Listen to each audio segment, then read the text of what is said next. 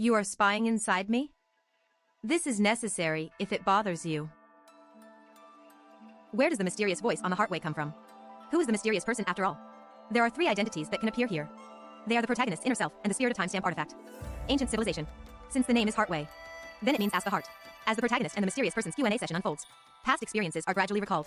They also evaluate each experience one by one. Therefore, many people believe that the voices here come from the protagonist's inner questioning. This is indeed consistent with the first half of the journey. But it doesn't apply in the latter half of the journey. We ended up at war with these things. The mysterious person said us. This indicates that he represents one of the Domain 9. The next guess is the Spirit of Timestamp's artifact. Yulon mentioned that not everyone has the aptitude to control Timestamp. The test is to pass the trial. Let Timestamp choose its master. Treasure choosing its master is not uncommon in cultivation, but in the end of Heart Path. However, the mysterious person said this.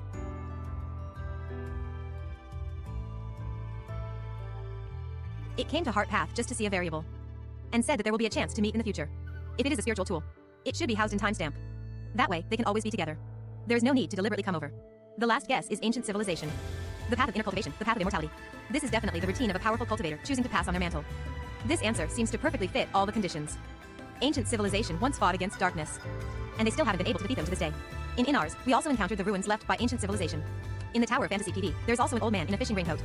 All of this makes us believe the mysterious voice here comes from the Ancient Civilization. But that is not the correct answer. The loophole comes from the sentence at the beginning of the video.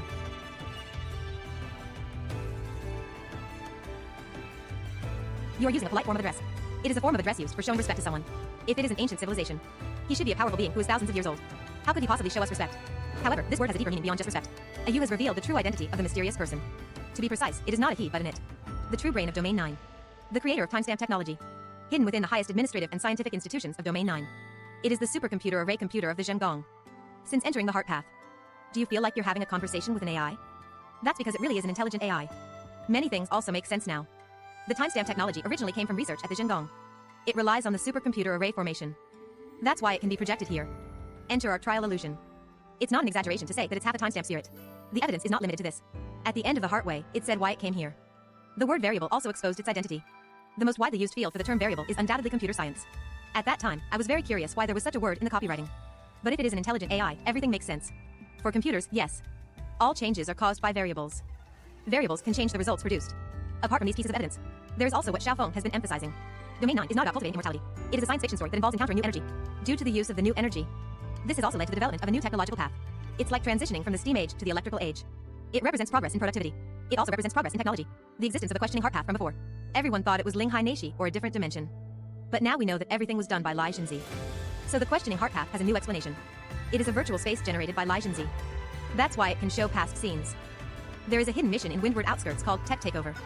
It means uploading one's consciousness into the server, and then downloading it into a child's body. So our experience in the questioning heart path is, after activating timestamp, our consciousness was pulled into a virtual space. We now know that the mysterious person is Lai Zhenzi.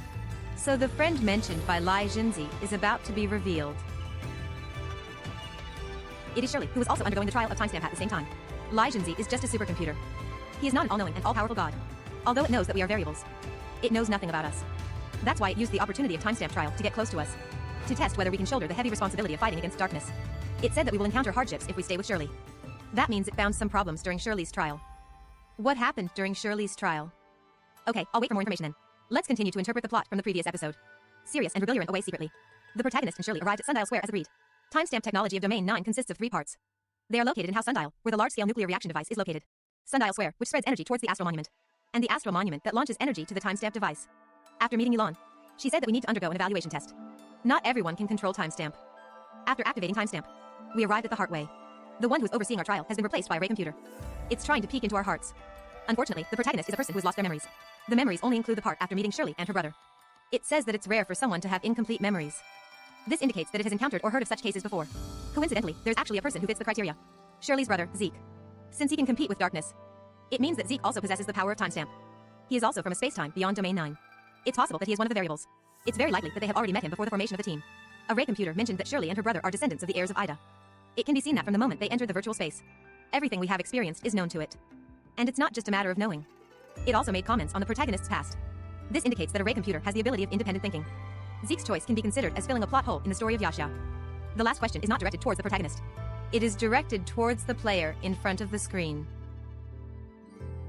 Xiaofeng mentioned it in a previous video.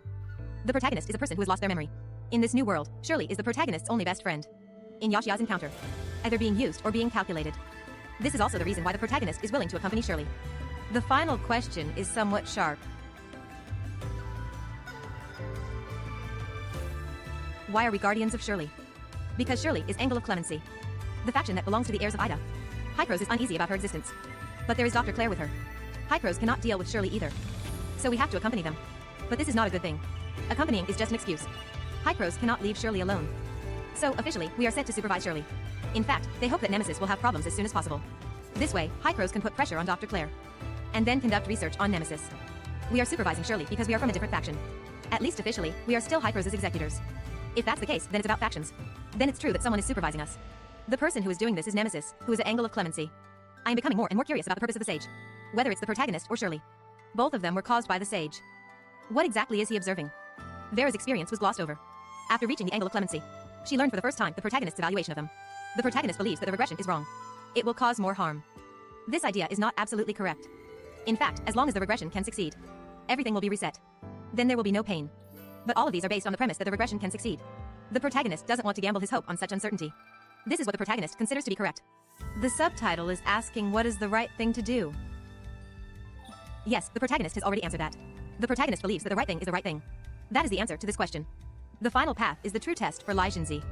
Testing whether the protagonist has the determination to face real difficulties. Lai Jinzi showed us the war between Domain 9 and Darkness all the way. Please pay attention to this sentence. It refers to you all as the variable. Lai Jinzi's purpose for coming here also includes understanding Shirley.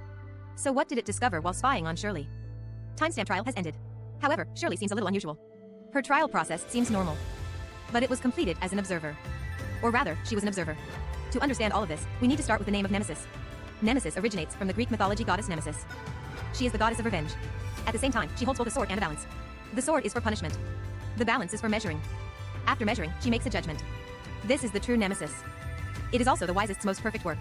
Many people don't understand why, after failing to attack the Mirage Tower, the Sage disappeared and went into hiding. Because his goal had already been achieved. There were once two paths before the Sage. One was to make the judgment himself. The other was to wait for Nemesis to make the judgment. He had already failed on the first path.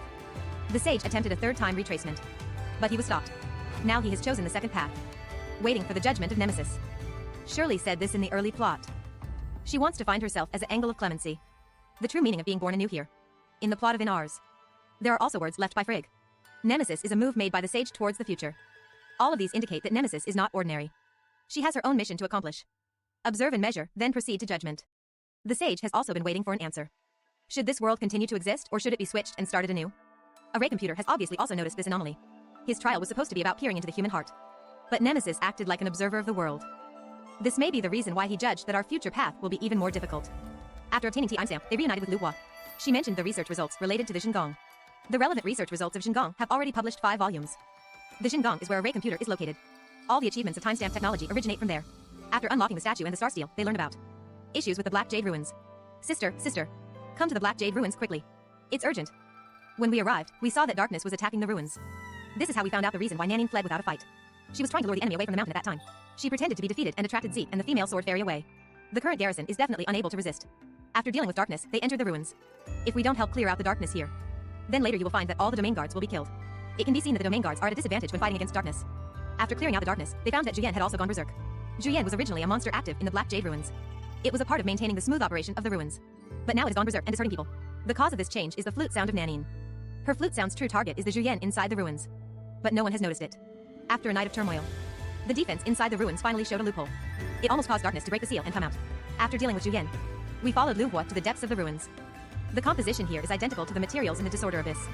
It can be seen that both the ruins and the Disorder Abyss come from ancient civilizations. We haven't approached the seal yet. Then there was an overflow of ice power. Without hesitation, Lu Hua activated the vermilion bird mark above.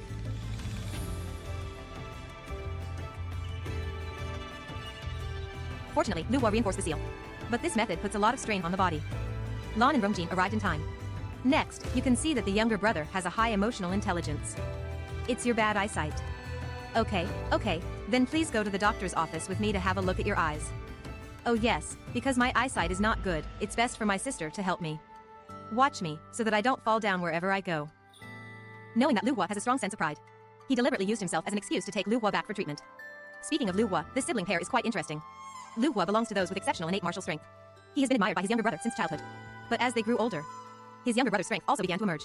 This made Lu Hua, as an elder sister, feel a sense of crisis. She wants her younger brother to be proud of her. So she started to study various things desperately. But what Rongjin wanted to see was not this kind of Lu Hua. Just because of this conflict of ideas. The two siblings often had conflicts and disagreements. In my opinion. Indeed, the genes of their parents are too strong. Both siblings can become domain guards. And they both have outstanding abilities. From this, it can be seen that reincarnation is indeed a technical task. After dealing with the Black Jade Ruins, we will return to Ignisville Mansion then. Mr. Yu also explained the sealing technique.